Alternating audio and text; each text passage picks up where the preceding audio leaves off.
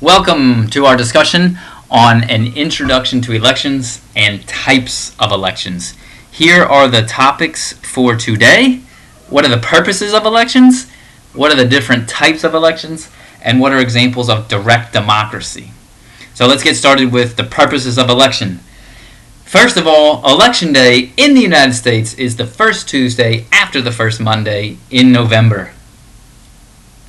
The electorate are the citizens who are eligible to vote.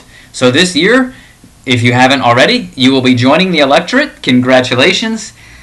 And suffrage is the right to vote, and it's been earned, it's been won by different groups of people at different times. The U.S. is considered a democratic haven, but usually less than half of the electorate goes to the polls. Especially in midterm elections. The turnout can be 40%, 45%. It's usually a little bit higher in presidential election years, but not very high in general. Purposes of elections.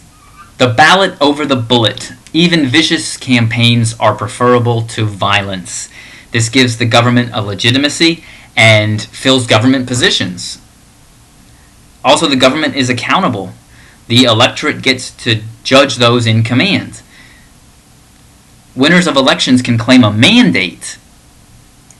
It gives them a legitimacy if they can claim a mandate, which is usually what victorious campaigns will claim, especially if they had a wide margin of victory.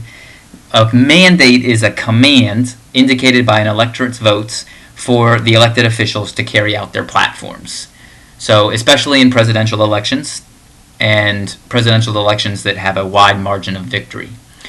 Mandates, kind of like the approval of voters, the approval from voters for a politician to carry out their platform, can end early. So politicians like to achieve something big early in their term, while they still can claim this mandate.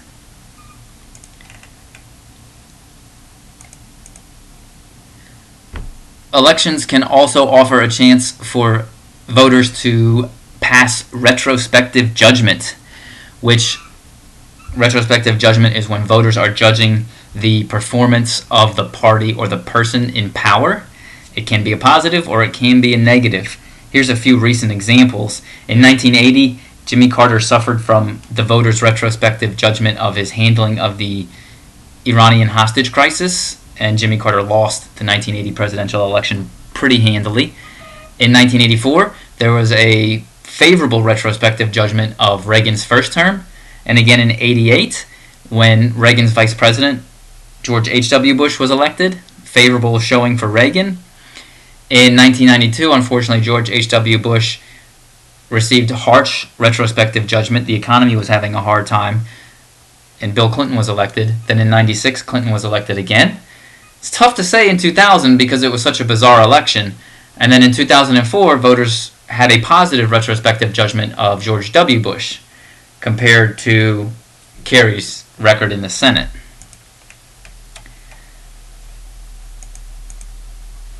Also, instead of retrospective judgment, there's prospective judgment. When voters vote based on what the candidate pledges to do if elected. This requires the electorate to be knowledgeable. Both retrospective and prospective judgments can be harsh. The presidents aren't entirely responsible for the bad times that happen, and they're not always responsible for the good times that happen either. So that is a good summary of the purposes of election. Now let's get into the different kinds of election. A primary is when the voters decide which of the candidates within a party will represent the party's ticket in the general election. So basically, the voters are voting for who they would like to see in the general election. They're deciding who's going to be the candidate on the ballot for their party. So in a presidential election, if more than one candidate would like to represent the Republicans or the Democrats, then the voters need to decide who the main candidate is going to be, and they do that in a primary. A closed primary, there's a couple specific types of primaries. A closed primary is limited to registered voters of that party. Some states don't require voters to declare which party they vote with. Other states do. Virginia does not currently, so Virginia has an open primary. Virginia doesn't keep track of who's a Democrat and who's a Republican. An open primary occurs when independents and sometimes even members of the other party can participate. Primary in which voters may choose in which party to vote as they enter the polling place, which leads to concerns that there could be some crossover voting when somebody participates in a primary of a party that the voter is not affiliated with. It doesn't happen too often, but it does happen. Raiding, though, an organized attempt by voters of one party to influence the primary of another party, that doesn't happen very often, but it can happen, but not very often. There are a couple more types of primaries. We've got the closed primary, the open primary, a runoff primary. Depending on what the rules are in the state, when one candidate does not secure a majority of the votes in a primary, so they don't get to 50% plus one vote, most states have this contest between the two candidates with the greatest number of votes. So if nobody gets the majority, then the top two vote getters have to face each other again in a runoff. And there's also a nonpartisan primary where there's no party affiliation in terms of having a Republican primary or a Democratic primary. So it's conceivable that you could, in the general election, you could have two candidates from the same party. This is used in Nebraska and Louisiana in statewide non-presidential primaries. And we just heard an example of it happening in the Deep South as well. A general election. So we've had the primaries now, and here comes the general election. The primaries tell us who the candidates are going to be. The general election decides who gets to fill the office. The voters will decide which candidates will actually fill the office. It happens at many levels: municipal, county, state, national. It's usually between candidates of opposing parties, and the voters usually choose congressmen much differently than the president. So looking at how the congressional general elections usually work, the vote for a congressman is typically made from name identification, visibility, or party affiliation, which means that it's very helpful for incumbents.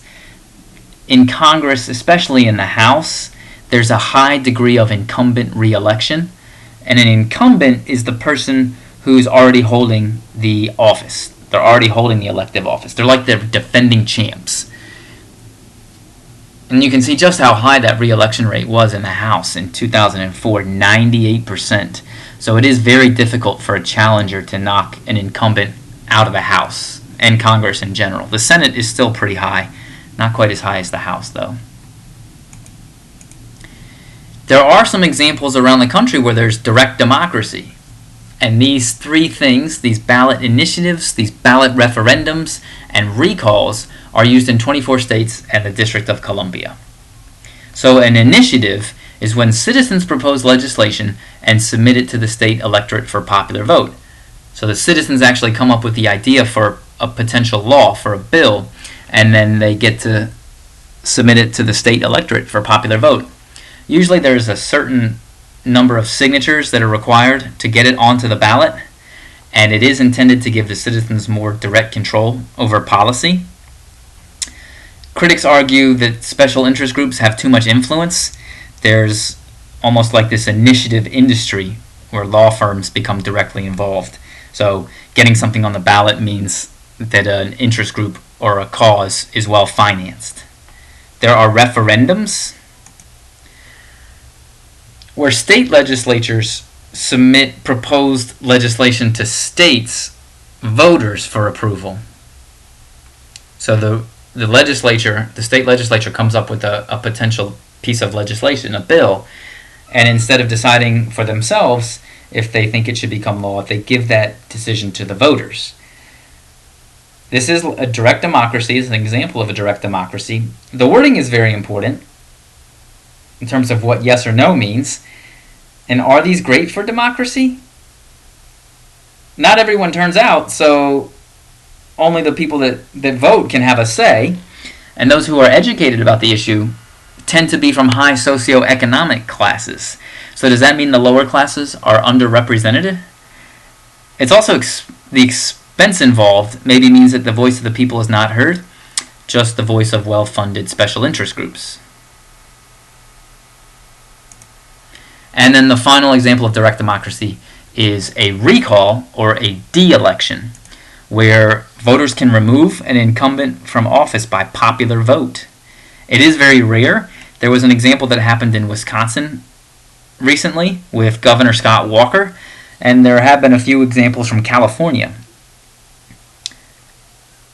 It also brings up an interesting question of should politicians be recalled? Should they be taken out of office when things are not going well?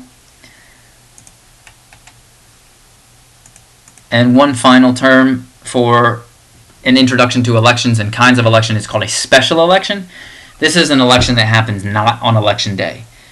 So it usually happens because there's a vacancy which has been caused by death, retirement, or removal from office, and usually a state governor gets to decide when the special election will happen.